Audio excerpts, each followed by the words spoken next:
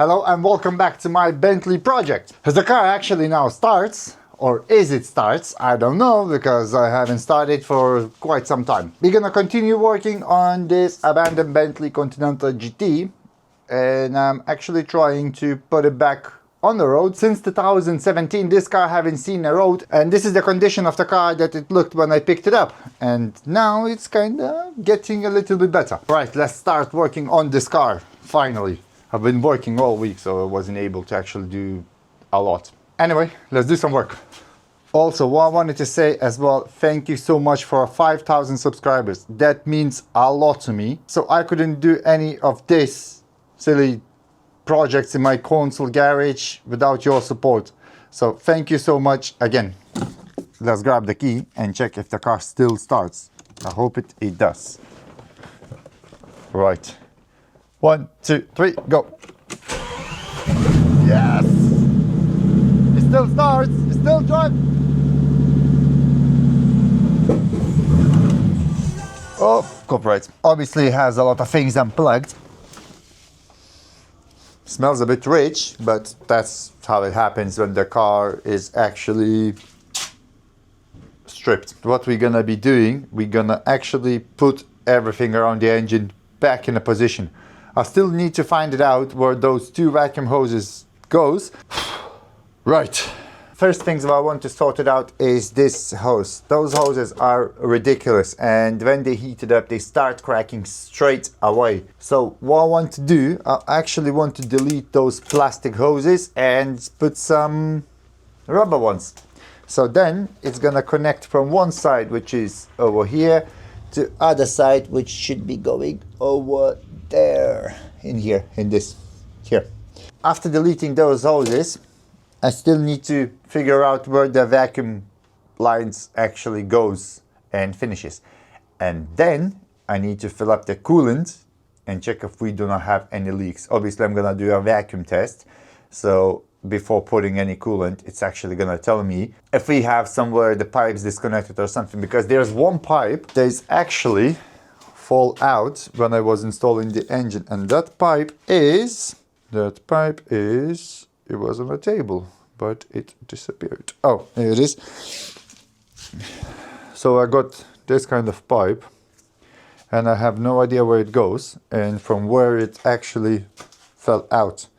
I know that this is a coolant pipe, so this is kind of important, but where it is, that's the next question, and I'm hoping it's not somewhere next to the gearbox or the engine in the bottom, because, or the sides, because it's very tight fit in here, and you barely can even put your hand in here to actually get it anywhere.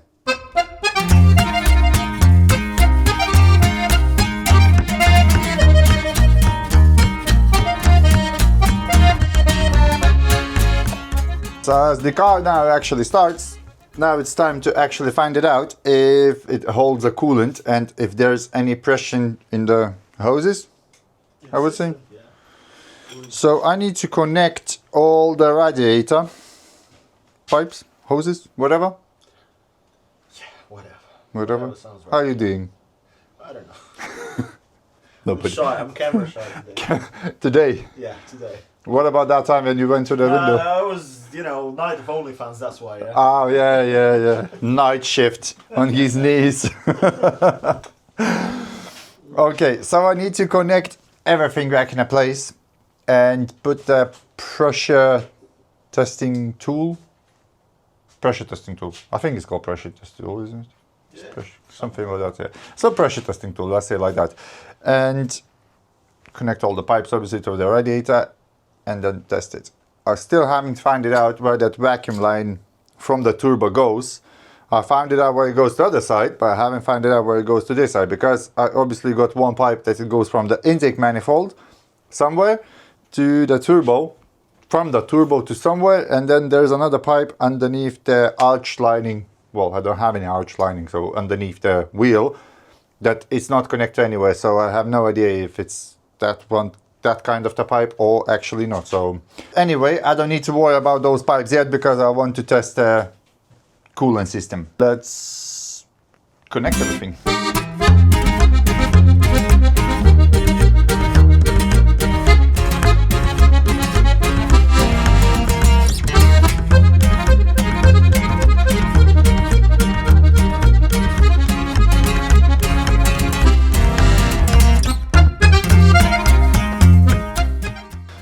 Right, all of the hoses are actually now connected, so I just need to put a pressure testing tool and see if the pressure stays in a system. If it does, lucky days. If it's not, then we got an issue. And then it's probably somewhere is gonna be disconnected hose or a split hose. So hopefully we do not have any split hoses in here and the pressure is gonna actually hold.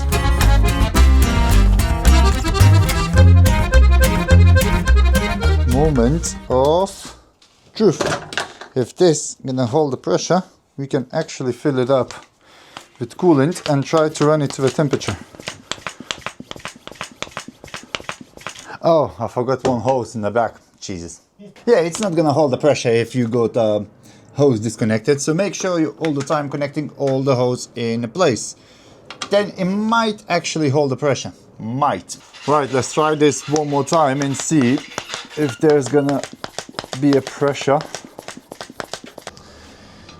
And again, like I said before, make sure all of your hoses are actually connected, like hoses in here, because then you're not gonna get the pressure. The news is there is an air leak, but I don't know from where. So what I'm gonna try to do is actually put some water inside and gonna see from where it drips. I don't have any other ideas how to actually check it. I used vacuum filler to try to circulate the pressure. I'm getting only minus 10 psi, or it's a bar. I think it's psi. So it's not a lot. That means that there is a leak. Let's try to fill up some water and try to find it out from where it's actually coming from. So I think I need to actually start it so the water pump would start pumping the water all around, and then I might be able to actually see it from where it leaks. The question is it gonna start? All the time, check the turbo pipes, just in case. Right.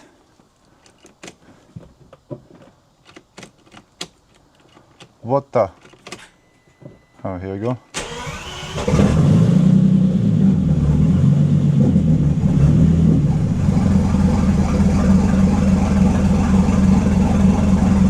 Feels like it's only half of the cylinders are working.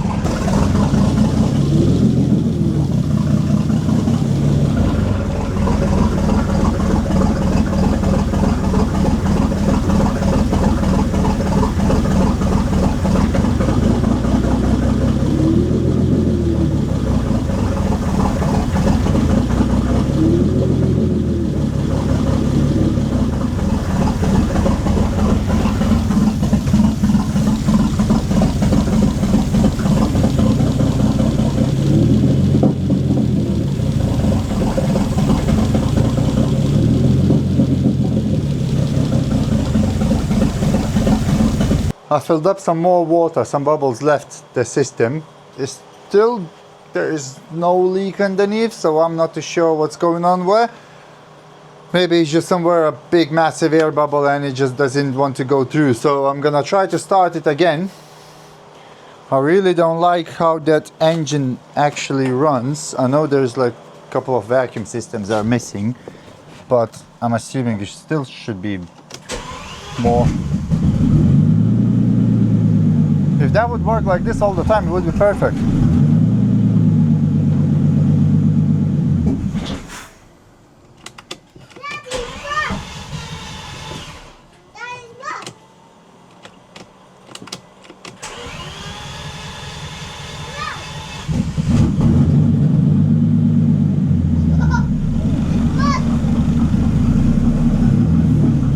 Some black smoke's coming from that side. Not too sure why. So now the starter motor doesn't engage anymore. I got 19 volts on a ECU. Obviously that's what I'm gonna have because of the things are actually unplugged, and I don't even know what's going on. The car doesn't want to actually start now. I got 11.7 volts. So I think it should be enough to actually engage the starter motor. So I'm gonna try to read the faults and try to erase them and see if anything changes. I plugged in the MAF sensors back into place as well. We'll see how it's gonna react, if it's even gonna start again, because if it doesn't start and there's some kind of the issues, I'm not gonna be happy about this, as then it means the engine out job, and I really don't want to do another engine out jobs in this garage. Basically all the faults is regarding the boost control, so I'm not even too sure. There is one fault that it worries me, the engine coolant temperature sensor 1, circuit high, lower limit not reached. So I'm hoping that the engine haven't seized up. That makes me a bit worried. Let's try to start it. Is it gonna do anything? Well, engine turns, so that's a good news. And now it does exactly the same thing. It just kicks in, but it doesn't turn. I need to try to put a booster pack on top. Maybe it doesn't have enough of, I don't know, power or something. Does it make any strange noises when you're starting it? It just kicks the starter and turns off instantly. Why? I don't know. I need to read the control modules and see if there's going to be any extra faults afterwards, as the car should actually start now. There's a lot of troubleshooting on this car, a lot. It's not as easy as it looks like. It's actually quite difficult. Well, from the good side, pass no faults. Engine control module, pass no faults. Why doesn't it shows me pass no faults? What in the world is going on? I think the battery is gonna be a bit flat. That's the only thing I can think about, that the battery is gonna be a bit flat. So let's try to put a booster and see if it's gonna help. Still same.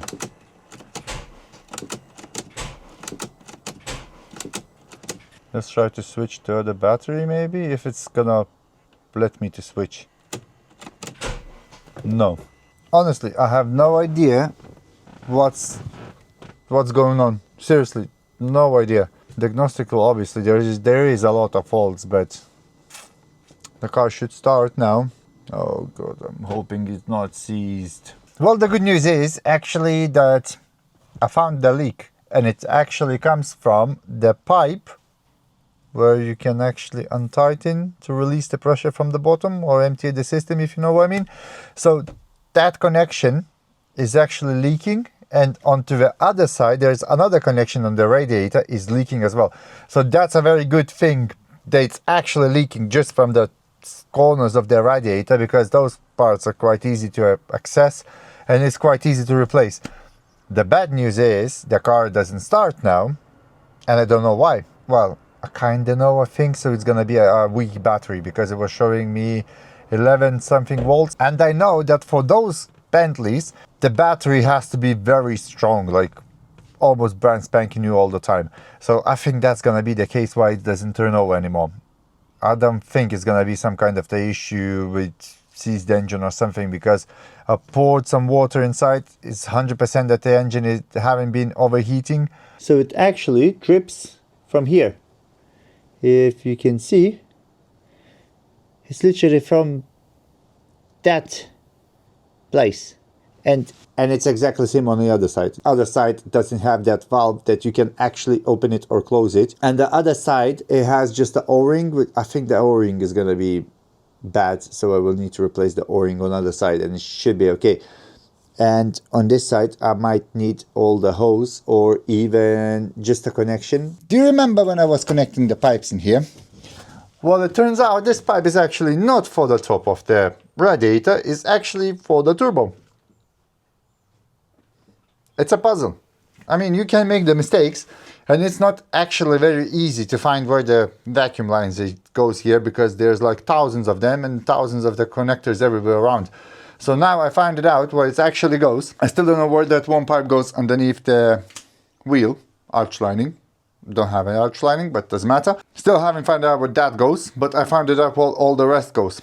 So I'm gonna connect those now. Then I'm gonna put the intercoolers in a place and I'm gonna try to start it, and we'll see where it goes.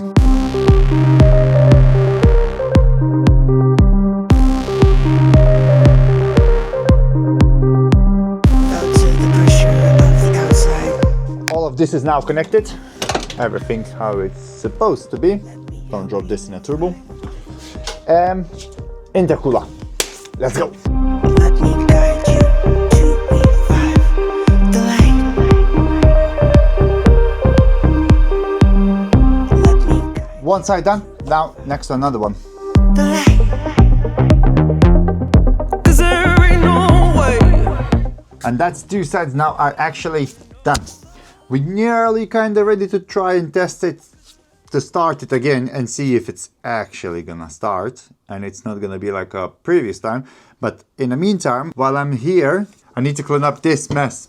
So actually everything would be in order and the battery now is disconnected. So I think it's a perfect time to put all the ECUs and the wiring in a place. Let me help you.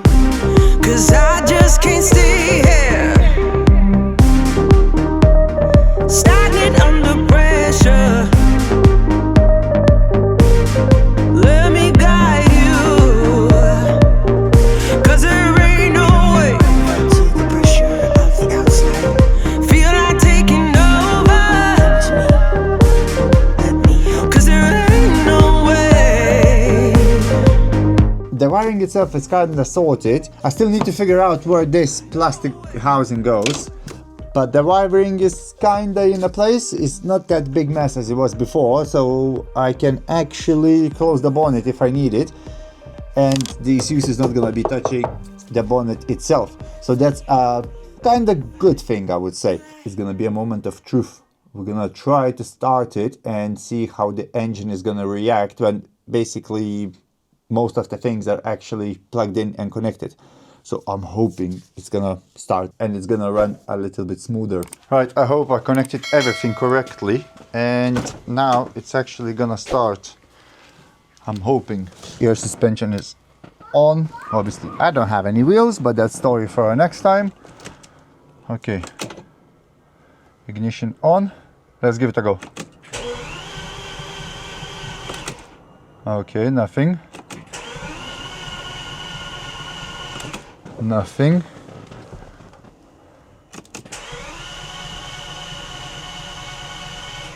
Nothing.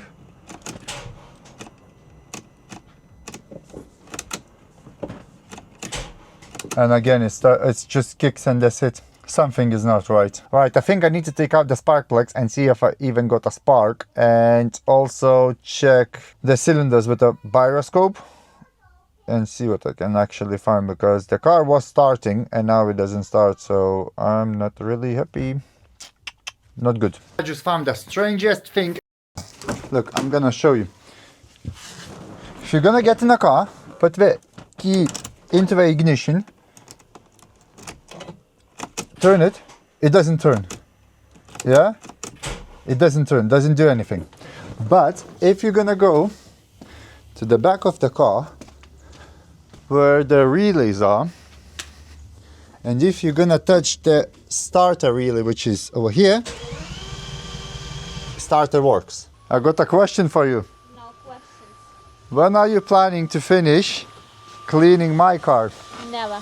You know that feeling when your broken car is more broken now and you're gonna be calling the mechanic friend. So that's what I'm gonna be doing now. Hello. Hello, my mechanic friend. Hello. How are you? I done something. There's some strange thing. What's up?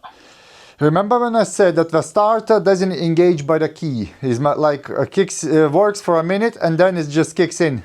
Yeah, well, it does engage by the button.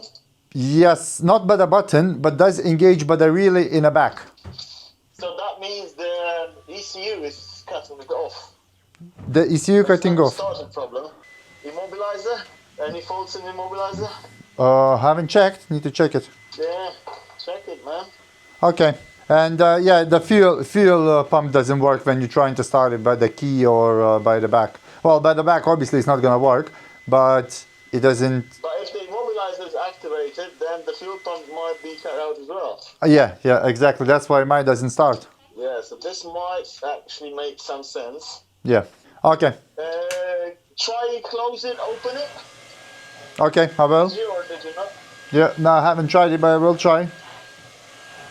Give it a go. All right. At the house. Okay, thank you very much. No worries, bye-bye. Bye-bye. Alright, so the Pavel says they might be a mobilizer, so first thing, close the car, lock it, unlock it, and see if it's gonna work.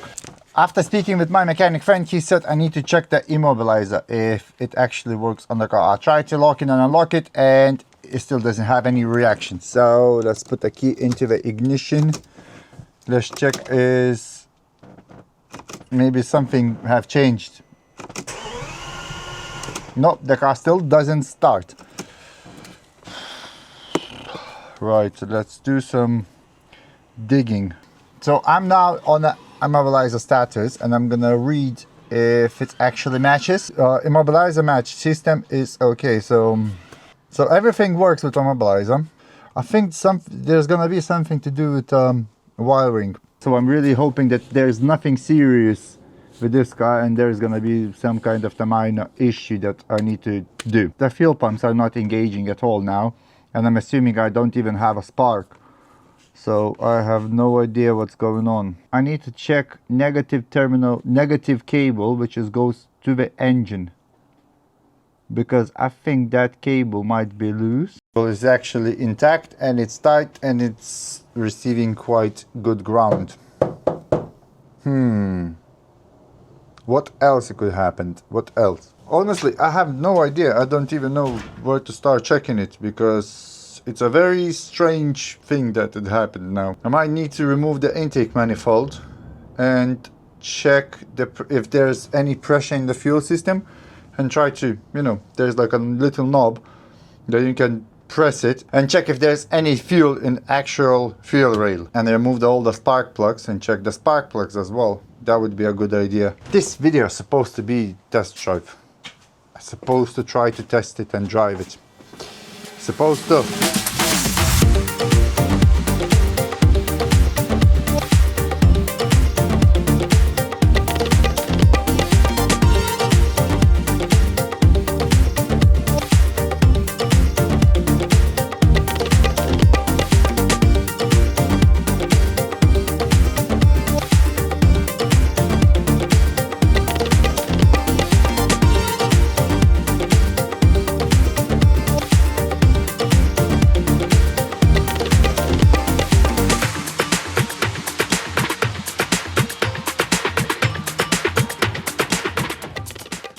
You guys will have to tell me, do I have a spark and do I have a fuel? Pay attention, I need your eyes on a spark and on a fuel. Alright, so this is the spark plug, and check here if I'm getting any fuel injected. If you can actually see. If not, then I will point the camera the way. But first, most important, check if I do have a spark. I'm not too sure if this is a good negative, but I'm assuming this is a chassis of the car, so it should be okay.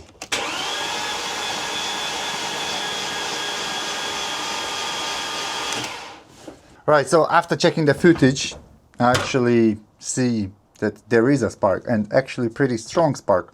So again, I need to reassemble everything and try to start it, because I don't see a point why the car shouldn't start. Because I can see there is a spark, but I haven't seen is there a fuel. Just about there, you should see if the fuel is injected or not.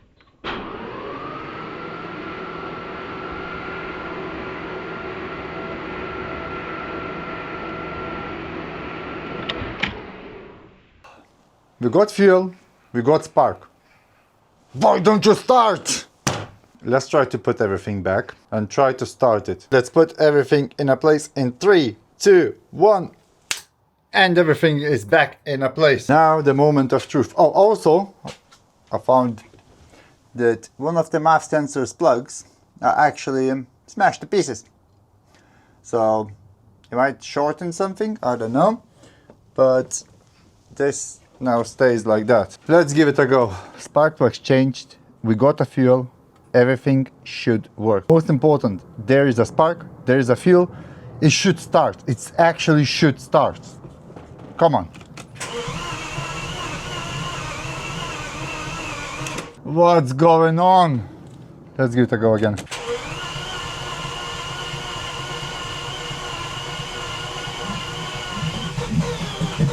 Yes! Go on, please, please, please, please, please, please, please.